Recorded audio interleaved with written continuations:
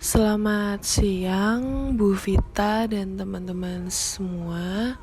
Kami dari kelompok 8 mau presentasi mengenai identitas budaya.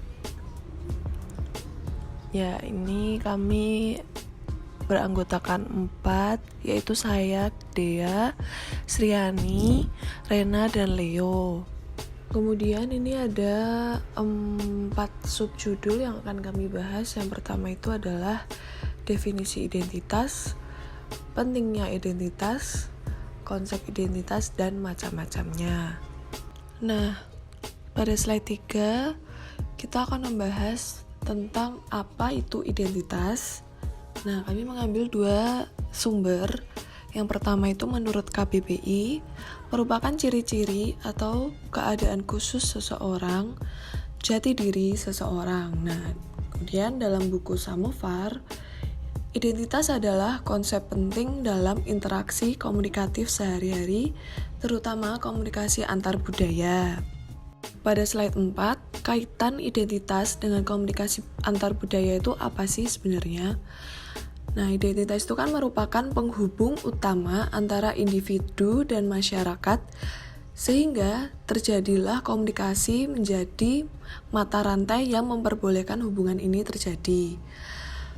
Komunikasi merupakan alat untuk membentuk identitas dan juga mengubah mekanisme. Nah, dalam proses komunikasi yang kita lakukan, kita akan mendapatkan pandangan serta reaksi orang lain dalam interaksi sosial dan sebaliknya. Selain itu, pada saat kita berkomunikasi, kita akan memperlihatkan rasa identitas dengan cara kita mengekspresikan siapa diri kita dan ketika kita merespon orang lain. Nah, sekarang kita masuk ke slide 5, yaitu identitas menurut para ahli. Nah, di sini ada 5 ahli yang mengemukakan identitas. Yang pertama itu adalah Gardiner dan Kosminski, di mana definisi diri seseorang sebagai individu yang berbeda dan terpisah itu termasuk perilaku, kepercayaan, dan sikap. Kemudian menurut Ting Tumei, konsep diri yang direfleksikan atau gambaran diri bahwa kita itu berasal dari keluarga, gender, budaya, etnis, dan proses sosialisasi individu. Yang ketiga, Martin dan Nakayama, konsep diri sendiri atau siapa kita sebagai manusia. Menurut Fong, budaya dan identitas budaya dalam studi hubungan antar budaya telah menjadi istilah payung yang memasukkan identitas ras dan etnis. Maaf, itu ada sedikit typo dan kelebihan kata. Kemudian yang terakhir, menurut Lustig dan Kuster, identitas budaya itu sebagai rasa memiliki terhadap kelompok budaya atau etnis tertentu. Menurut Fong, Lustig dan Kuster itu merupakan definisi identitas yang sudah meluas dan lebih spesifik, khususnya identitas budaya. Selanjutnya, untuk memahami identitas itu, beberapa peneliti mengkategorikan identitas tersebut. Yang pertama, menurut Turner, ia mengkategorikan identitas menjadi 3. Yang pertama itu, identitas manusia. Identitas manusia ini adalah persepsi diri yang menghubungkan individu dengan individu lainnya sehingga terdapat pembeda dari bentuk kehidupan lainnya. Yang kedua itu adalah identitas sosial, di mana identitas ini diwakili oleh berbagai kelompok yang individu ikuti seperti ras, etnis, pekerjaan, usia, kampung halaman, dan lain sebagainya. Dan yang terakhir itu adalah identitas pribadi. Identitas pribadi itu adalah yang membedakan individu dari anggota dalam grup lainnya dan menandai individu tersebut sebagai orang yang spesial atau unik. Dan selanjutnya, kategorisasi individu menurut Hall ada 3, yaitu identitas pribadi, yaitu hal yang membuat individu itu unik dan berbeda dari orang lain. Dan yang kedua adalah identitas relasional. Identitas relasional ini adalah produk dari suatu hubungan dengan orang lain, seperti hubungan antara suami istri, guru siswa maupun mahasiswa atau dosen. Dan yang terakhir adalah identitas komunal. Identitas komunal ini biasanya terkait dengan komunitas skala besar, seperti kebangsaan, etnis, jenis kelamin, atau afiliasi, agama, atau politik. Selanjutnya, kita akan membahas tentang mengapa identitas itu perlu. Terdapat beberapa alasan pentingnya suatu identitas. Yang pertama, identitas itu menjadi konsep penting dalam interaksi komunikatif sehari-hari dan terutama dalam komunikasi antar budaya. Hal ini didasari dari perkembangan globalisasi di mana peran identitas budaya ditandai dengan meningkatnya pencampuran budaya melalui pernikahan lintas budaya, adopsi internasional, imigrasi, dan perluasan kesempatan secara keseluruhan bagi orang-orang dari budaya yang berbeda untuk bertemu dan berinteraksi di berbagai pekerjaan dan konteks waktu luang. Dengan identitas dapat membantu kita dalam membangun dan memperlakukan identitas budaya dan peran identitas itu dalam komunikasi. Dan yang kedua adalah identitas itu berperan penting dalam kesejahteraan psikologis individu. Kesejahteraan psikologis individu itu yakni meliputi kebutuhan untuk memahami rasa jati diri kita yang sebenarnya, yaitu tentang siapa kita dan apa peran kita, sehingga identitas itu menjadi faktor penting dalam cara kita menjalani kehidupan dengan siapa kita melakukan proses interaksi. Dan yang terakhir itu adalah identitas itu mempengaruhi dan memandu ekspektasi tentang peran sosial dan memberikan pedoman untuk interaksi komunikasi dengan orang lain. Semisal di banyak budaya seperti budaya Asia, guru itu sangat dihormati dan dihormati secara sosial oleh siswa dan penduduk secara keseluruhan. Tetapi di Amerika, terdapat minimnya penghormatan terhadap guru atau tenaga pendidikan, sehingga identitas itu dapat membantu kita dalam berpedoman untuk melakukan interaksi di lingkungan mana yang kita sedang hadapi. Konsep identitas. Konsep ini mengacu pada pengertian dan citra yang dimiliki orang mengenai siapa diri mereka pada apa yang paling penting mengenai mereka. Sumber-sumber identitas yang penting rupanya mencakup nasionalitas, etnisitas, seksualitas, gender. Konsep identitas sangat erat berkaitan dengan gagasan budaya. Identitas dapat dibentuk melalui budaya atau subudaya tempat seseorang menjadi bagian atau partisipasi. Meskipun individulah memiliki identitas, konsep ini berkaitan juga dengan kelompok sosial tempat individu menjadi bagiannya dan menjadi dasarnya rujukan identifikasinya. Berbagai identitas yang dibahas di atas berkaitan dengan kompleksitas topik dan bagaimana budaya mempengaruhi identitas. Menurut H.R. Tilaar dalam bukunya berjudul menguraikan bahwa setidaknya terdapat 4 konsep yang dapat berkembang. Yang pertama adalah identitas berarti identik dengan yang lain. Yang kedua adalah identitas berarti menjadi diri sendiri, dilahirkan sebagai suatu individu yang memiliki jiwa sendiri yang terhubung dengan proses pemerdekaan. Yang ketiga, identitas berarti menjadi identik dengan suatu ide. Ide yang melepaskan kekuasaan individu, dan ide dalam konteks ini adalah suatu yang transcendental. 4. Identitas berarti individu yang realitis yang hidup sama individu lainnya. Identitas dalam pengertian ini lebih dari hanya menjadi diri sendiri yang tidak terlepas dari lingkungan budaya maupun lingkungan alamiah.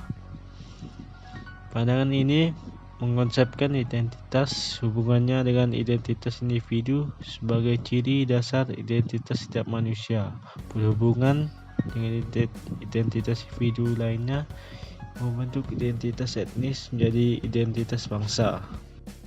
Nah, identitas itu ada bermacam-macam. Sekarang kita akan membahas 8 macam-macam identitas. Yang pertama ada identitas rasial, kedua identitas etnis, kemudian identitas gender, identitas nasional, identitas regional, identitas organisasi, identitas pribadi, dan juga identitas cyber dan fantasi. Yang pertama ada identitas rasial.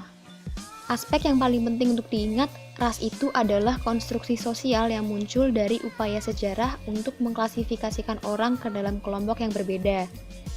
Konsep tersebut tumbuh dari upaya para antropolog Eropa abad ke-18 untuk menempatkan orang ke dalam kategori yang berbeda berdasarkan penampilan luar mereka. Selama era itu juga, ras digunakan sebagai alat untuk membenarkan dominasi Eropa atas orang Afrika dan Indian Amerika. Sekarang, identitas ras itu biasanya dikaitkan dengan ciri fisik eksternal seperti warna kulit, tekstur rambut, penampilan wajah, dan bentuk mata. Tapi dalam ilmu pengetahuan modern, bagaimanapun, telah ditemukan bahwa ternyata sangat sedikit variasi genetik di antara manusia yang kemudian melemahkan keyakinan bahwa ras itu bisa digunakan untuk mengkategorikan orang. Ide ini juga semakin terkikis oleh adanya abad pencampuran genetik di mana masyarakat kontemporer banyak melakukan pernikahan antar budaya. Tapi, konsep identitas rasial yang dibangun secara sosial itu tetap ada di Amerika Serikat. Tidak diragukan lagi didukung oleh warisan historis dari kondisi seperti perbudakan, penganiayaan awal terhadap orang India Amerika, masalah hak-hak sipil, dan yang terbaru ini banyak masalah tentang arus masuk imigran. Nah, kategori ini tuh jelas memadukan ras, misalnya hitam putih, dengan kebangsaan dan etnis seperti Cina, Guamanian. Tapi di sisi lain, meskipun ras tetap menjadi istilah yang umum digunakan di Amerika Serikat, istilah itu sekarang udah tidak jelas dan seringkali dipertukarkan dengan istilah kelompok etnis. Nah, makanya dengan kurangnya definisi yang jelas, itu mengakibatkan kebingungan yang mengarahkan kita untuk setuju dengan sarannya Kotak dan Kozaitis bahwa lebih baik menggunakan jangka kelompok etnis bukannya ras untuk menggambarkan suatu kelompok sosial seperti Afrika Amerika, Asia Amerika, Irlandia Amerika, Anglo Amerika, atau Hispanik. Selanjutnya ada identitas etnis. Kalau di identitas ras tadi secara tradisional terikat pada nenek moyang secara biologis di mana yang kelihatan adalah ciri fisik yang serupa, di identitas etnis ini sebaliknya. Kita melihat dari adanya rasa berbagi warisan, sejarah, tradisi, nilai, perilaku serupa yang turun-temurun, daerah asal atau mungkin bahasa. Beberapa orang mengambil identitas etnis mereka dari kelompok regional yang melampaui batas negara dan didasarkan pada kepercayaan dan praktik budaya yang sama. Dalam setiap kasus, bahasa bersama merupakan dimensi tambahan dari identitas etnis mereka. Misalnya, Kurdi, kelompok etnis besar di timur laut Irak dengan komunitas di Turki, Iran, Suriah, itu mereka berbicara bahasa Kurdi. Contoh lain, The Roma atau biasanya dikenal Gypsy. Mereka itu tersebar di seluruh timur dan barat Eropa dan berbicara bahasa Romani. Etnis kebanyakan orang Amerika Serikat terikat dengan rumah asal nenek moyang mereka sebelum berimigrasi ke Amerika Serikat. Misalnya, Jerman, Italia, Meksiko, Cina, atau tempat-tempat lain. Generasi setelah imigran asli biasanya menyebut diri mereka sebagai Jerman Amerika, Italia Amerika, Meksiko Amerika, atau Cina Amerika. Seperti yang dijelaskan Chen, tanda hubung strip itu memisahkan dan menghubungkan dua tradisi budaya. Kayak Meksiko Amerika itu berarti mereka memang menghubungkan dua tradisi budaya dari Meksiko dan juga Amerika gitu. Seiring berjalannya waktu, generasi yang lebih muda cenderung pindah ke daerah dengan keragaman etnis yang lebih besar dan seringkali menikah dengan kelompok etnis lain. Bagi sebagian orang, hal ini bisa melemahkan perasaan identitas etnis mereka. Dan tidak jarang mendengar orang Amerika Serikat merujuk pada etnis mereka dengan memberikan catatan sejarah yang panjang tentang banyak penggabungan etnis keluarga mereka, terutama mereka yang punya warisan Euro-Amerika. Biasanya mereka cuma menyebut diri mereka sebagai hanya orang Amerika atau bahkan orang Amerika kulit putih. Banyak praktik budaya yang terkait dengan kulit putih berada di luar kesadaran yang sebenarnya, tapi lebih dilihat oleh anggota kelompok budaya minoritas yang tersisih. Jadi adanya stereotip kulit putih itu biasanya mereka yang kena stereotip itu nggak merasa, tapi yang merasa adalah orang-orang minoritas yang merasa tersisih dengan adanya kulit putih itu. Jadi kadang stereotip putih itu seringkali dikaitkan dengan posisi yang istimewa. Selanjutnya ada identitas gender. Gender adalah konsep yang dibangun secara sosial, mengacu pada bagaimana budaya tertentu membedakan peran sosial terkait maskulin dan feminin. Think to Me melihat identitas gender sebagai makna dan interpretasi yang kita pegang mengenai citra diri kita dan citra lain yang diharapkan dari sebuah feminitas dan kejantanan. Apa yang merupakan tampilan identitas gender itu bervariasi di berbagai budaya dan akan terus berubah. Seringkali itu hanya menanggapi konten media massa. Misalnya, penampilan pria Amerika Serikat di tahun 60-an dan 70-an diwarnai dengan rambut panjang, seringkali juga dengan janggut dan kumis. Tapi, di hari ini bagaimanapun fashion itu juga semakin berubah. Udah jarang orang yang pakai fashion dengan rambut panjang, dengan janggut dan kumis seperti di tahun 60-an dan 70-an. Selain itu, bahasa itu adalah cara lain untuk mengekspresikan perbedaan gender. Dalam bahasa Jepang nih, misalnya kata-kata tertentu secara tradisional digunakan secara eksklusif oleh wanita, sementara pria memakai kata-kata yang sama sekali berbeda untuk mengungkapkan arti yang sama. Atau, dalam bahasa Inggris ada sedikit atau tidak ada perbedaan antara kata-kata yang dipakai oleh wanita dan yang digunakan oleh pria. Norma gender budaya juga bisa memengaruhi keputusan karir. Misalnya, laki-laki mewakili kurang dari 6% perawat di Amerika Serikat.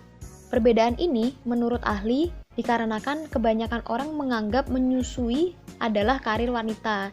Jadi perawat itu dianggap sebagai karir mutlak milik wanita gitu. Beda lagi dengan klasifikasi yang agak kaku antara laki-laki atau perempuan di Amerika Serikat dan sebagian besar negara Eropa Barat.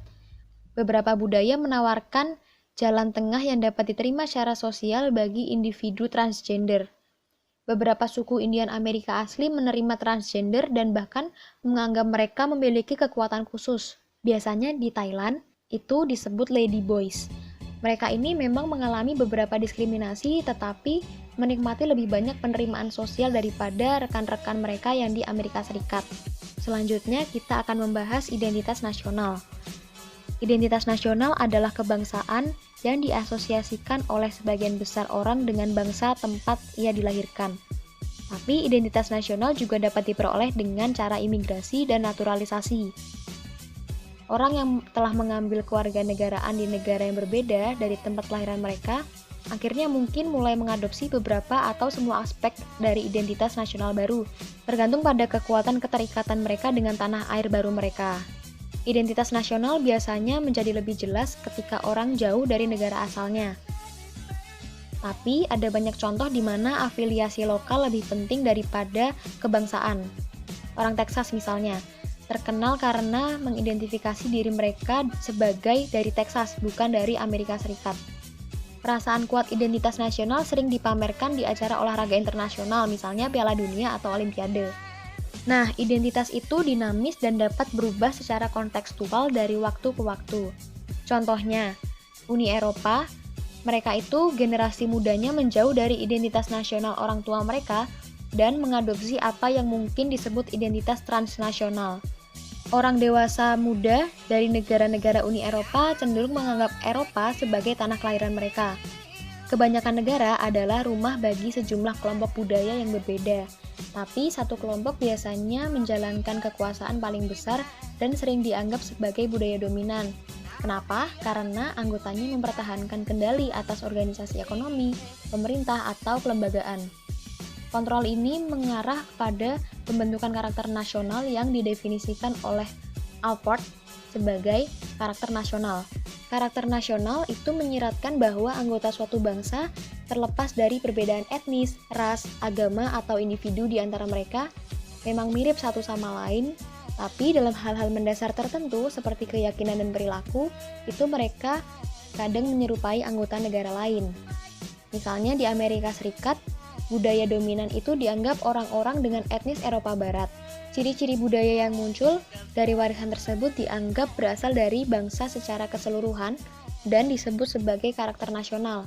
Tapi, munculnya globalisasi itu akhirnya membawa tantangan pada keutamaan nilai-nilai budaya dominan Amerika Serikat, karena orang-orang dari kebangsaan, etnis, dan kepercayaan, serta nilai yang berbeda itu makin berhubungan satu sama lain.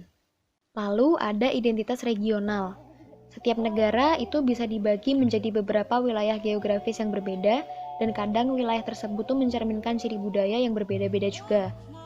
Perbedaan budaya di antara daerah-daerah ini bisa diwujudkan melalui etnis, bahasa, aksen, dialek, adat istiadat, makanan, pakaian, atau warisan sejarah dan politik yang berbeda.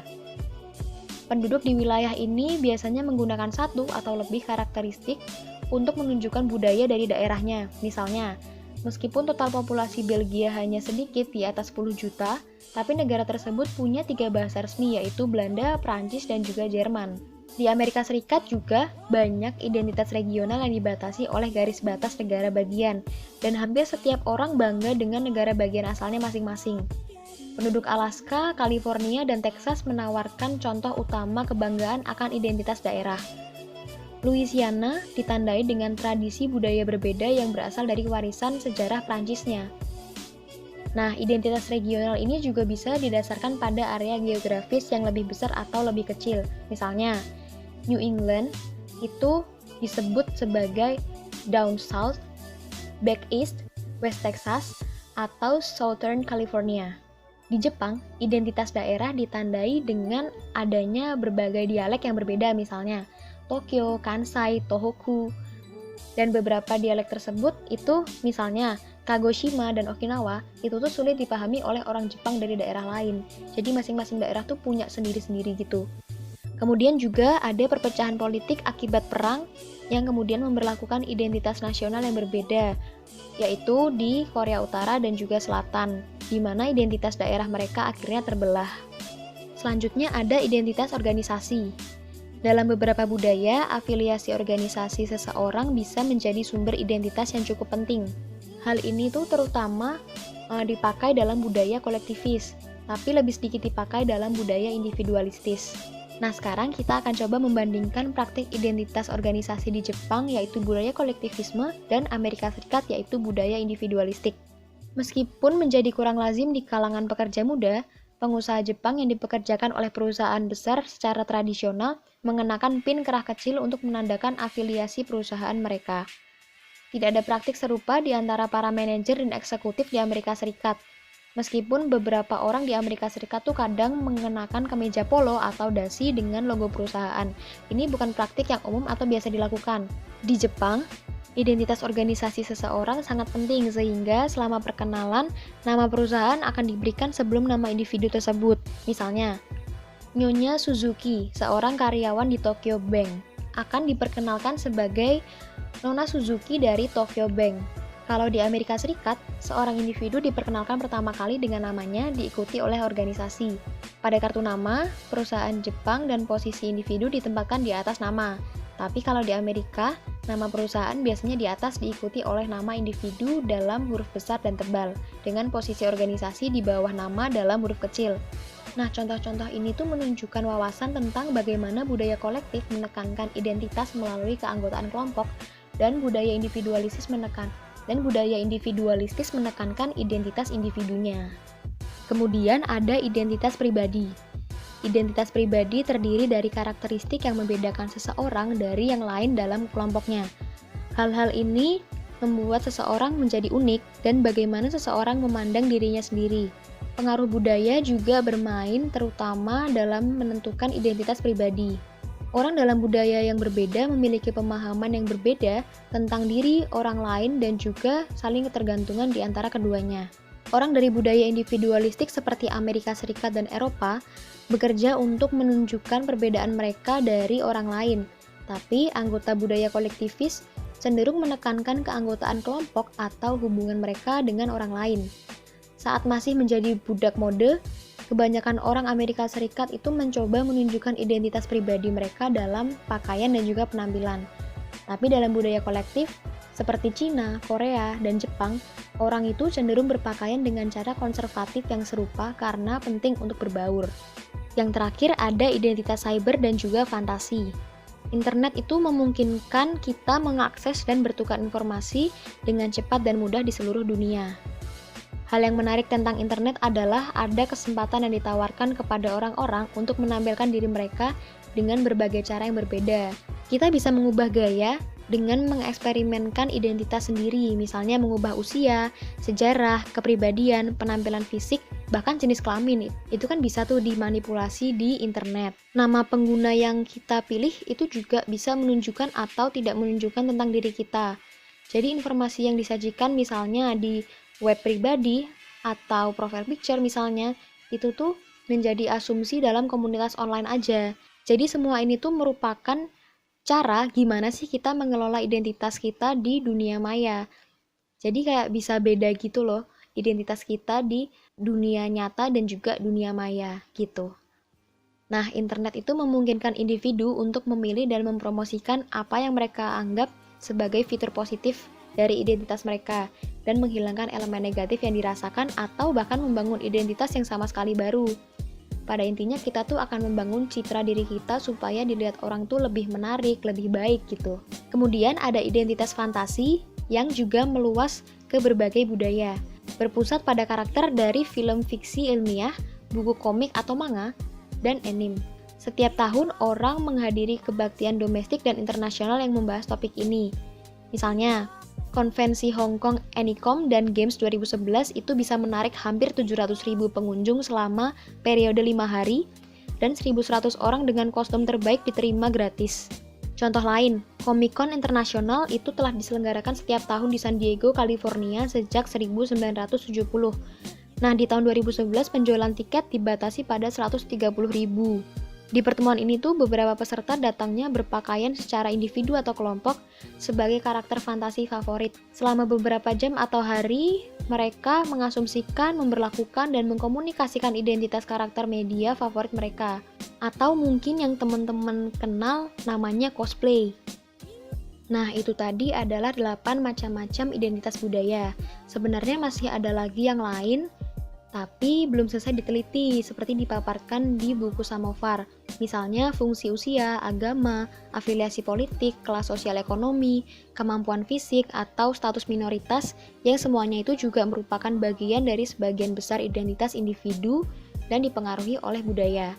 Tapi dengan berbagai identitas yang dibahas di sini tadi, semoga teman-teman bisa memahami dan mengetahui kompleksitas topik bagaimana budaya itu bisa memengaruhi identitas kita. Demikian presentasi dari kami, terima kasih sudah mendengarkan. Selamat belajar teman-teman.